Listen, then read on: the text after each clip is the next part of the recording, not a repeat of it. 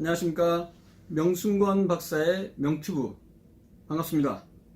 네, 어제 제가 명순권 박사의 명튜브 처음으로 유튜브 개국을 했었는데요. 하루 만에 재생수가 750회 이상 나왔고요. 구독자 수도 원래 30명 미만이었는데 200명 이상으로 늘어났습니다. 명튜브에 이렇게 관심과 성원을 보내주셔서 정말 대단히 감사합니다. 자, 오늘은 두 번째 주제로 눈꺼풀이 떨린 경우 마그네슘을 먹어야 하나, 이런 주제로 한번 이야기를 해보겠습니다. 실제 많은 의사들이, 적지 않은 의사들이, 일부에서는 안과 의사를 포함해서 혹은 이제 한의사들이 눈꺼풀이 떨린 경우에는 마그네슘 부족 때문이기 때문에 마그네슘을 먹는 게 도움이 될 수 있다, 이런 내용들이 인터넷이나 TV 혹은 언론 매체에서 많이 이야기되고 있습니다. 과연 그럴지 한번 제가 알아보도록 하겠습니다. 사실 이 눈꺼풀이 파르르하게 떨리는 건요, 정식 질병명이 있습니다. 눈꺼풀 근육 잔떨림입니다. 이전에 쉬운 용어로는 눈꺼풀 근육 떨림증 혹은 눈꺼풀 떨림증이라고 이야기했는데요. 영어로는 eyelid myokimia라는 정식 명칭이 있고요. 또 다른 명칭은 eyelid twitch라는 병명이 있습니다. 이 눈꺼풀 근잔떨림은요, 근육의 위축이나 저하가 없이 자연적으로 발생하는 아주 미세한 근섬유축이 수축하는 현상 때문에 이런 증상이 나타나는데요. 대개의 경우 이제 양쪽보다는 물론 나타날 수 있지만 한쪽에 나타나는 경우가 많습니다. 그리고 한쪽에 나타나는데 위쪽보다는 아래쪽 눈꺼풀에 많이 나타나죠. 그리고 이제 미국 안과학회나 미국 메이오 클리닉 홈페이지에 들어가 보면요, 이 눈꺼풀 근잔떨림의 원인과 관련해서 마그네슘이나 기타 전해질의 부족에 대한 얘기는 언급이 없습니다. 대신에 그 원인으로는 스트레스나 음주, 흡연, 그리고 수면 부족, 불안, 이런 여러 가지 생활 습관이 원인이 되는 것으로 알려져 있고요. 대개의 경우는 며칠 혹은 수주, 길어도 3개월 정도 내외가 되면 저절로 아무런 치료 없이 좋아지는 것으로 알려져 있습니다. 그리고 특별한 약을 복용하거나 시술이 일반적으로 필요하지 않습니다.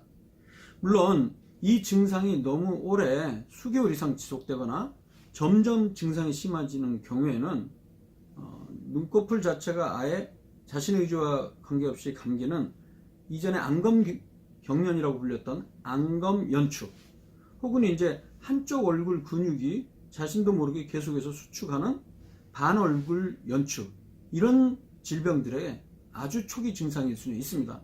그러나 그 빈도가 상당히 낮기 때문에 대개의 경우는 특별한 치료 없이 생활습관 개선만 해도 저절로 좋아지게 되어 있습니다. 하지만 이 증상이 오래가는 경우는 반드시 안과에 방문하셔서 안과 선생님으로부터 정확한 진단을 받는 것은 필요할 수가 있겠습니다. 실제 제가 미국 안과학회 홈페이지 가장 최근에 들어가 봤는데요. 여기 보면 eyelid spasm 혹은 twitching eyelid, 이게 무엇인가에 대해서 설명이 되어 있는데요. eyelid twitch라는 명칭을 여기서 사용하고 있는데요. 마찬가지로 여기서도 원인은 대개는 스트레스라든가 아니면 피로, 수면 부족 등이 제시가 되어 있고, 대개 특별한 치료 없이 저절로 좋아지는 것으로 서술이 되고 있습니다. 그리고 이 미국 메이오 클리닉 홈페이지에서도 마찬가지로 그 원인은 술을 먹는다거나 밝은 빛에 노출되거나 카페인을 너무 많이 먹거나 혹은 피로하거나 담배나 스트레스, 바람이나 공해, 이런 것들이 원인이 될 수 있다고 지적을 하고 있습니다. 마찬가지로 대개 특별한 치료 없이 저절로 좋아진다, 이렇게 서술이 되어 있죠. 그렇다면 의학적인 문헌은 어떤지 제가 좀 살펴봤는데요. 사실 좀 안타깝게도 이 eyelid myokimia, 눈꺼풀 근잔떨림, 이 병은요, 논문이 생각보다 그렇게 많지 않더라고요. 제가 찾아보니까 2004년도에 Journal of Neuro-Ophthalmology, 그러니까 신경안과학 저널인데요. 여기에 눈꺼풀에 국한된 만성 이 떨림증은 악성이 아닌 비나인 컨디션이다. 비나인 컨디션이란 말은 양성 질환입니다. 양성 질환의 말은 심각한 질환이 아니란 거죠. 이 연구에서는요, 1983년에서 2002년 사이에 방문한 15명의 이 눈꺼풀 근잔떨림, 근육 잔떨림증 환자를 대상으로 해서 후양적으로 차트 리뷰를 해보니까 대부분 15명 중에서 1명 정도만 한쪽에 반얼굴 연축으로 진행한 사례가 있었지만 대부분은 특별히 신경학적인 다른 질환으로 옮겨가지 않았다라고 제시를 하고 있고요. 그리고 많은 경우 저절로 좋아졌고, 일부에서는 이제 보툴리눔 톡신, 보툴리눔 주사, 보톡스죠. 보톡스 주사를 맞았다, 이런 얘기도 있고요. 그 다음에 대개 지속기간은 처음 증상이 나타나고 2.5개월에서 뭐 많게는 20년까지 된 경우도 있었다고 여기 제시를 하고 있습니다. 그럼 여기서 또 하나 제가 말씀드릴 게 있는데, 정말 마그네슘이 부족해도 눈꺼풀이 떨리나? 물론 그런 증상이 있을 수는 있습니다.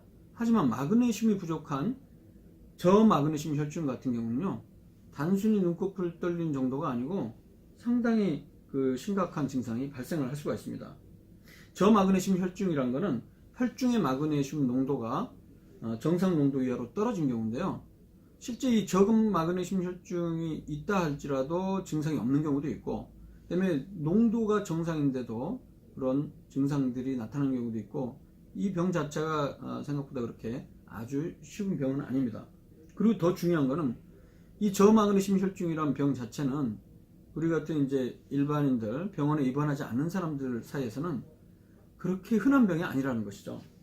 대개 이제 이 원인이 보면 알코올 중독이나 어떤 특정 약물, 오랫동안 굶었을 때, 설사를 심하게 했거나 마그네슘의 소변 배설이 증가하거나 장 흡수가 감소한 경우에 해당하는데요.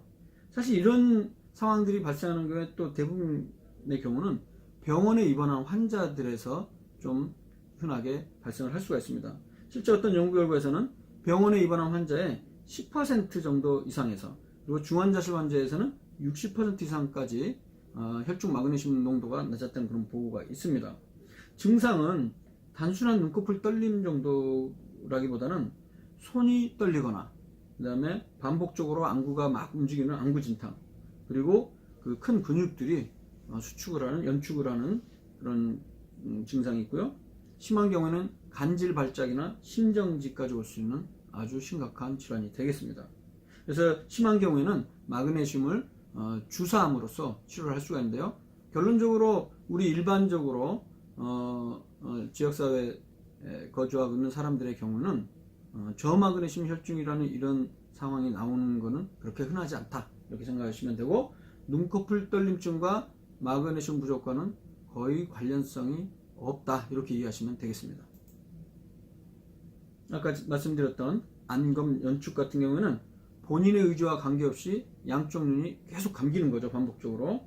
눈꺼풀 떨림증이 초기 증상으로 나올 수는 있습니다. 이 경우에는 이제 치료는 약물을 사용할 수가 있습니다. 항콜린제, 항경련제 이런 걸 사용할 수 있고요.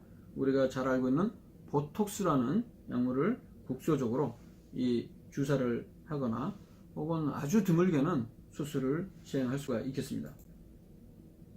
이게 보시면 이제 본인의 의지와 관계없이 눈이 계속 감겨지는 이런 것들을 보여주고, 네, 오늘은 두 번째 주제로 눈꺼풀 떨림증에 대해서 알아봤습니다. 정확하게는 눈꺼풀 근잔 떨림증. 이게 이름이 좀 어렵죠. 눈꺼풀 떨림증은 일반적으로 마그네슘과는 별 관계가 없다. 대개는 생활습관 교정을 하게 되면 저절로 특별한 치료 없이 나아진다, 이렇게 이해하시면 되겠습니다. 감사합니다.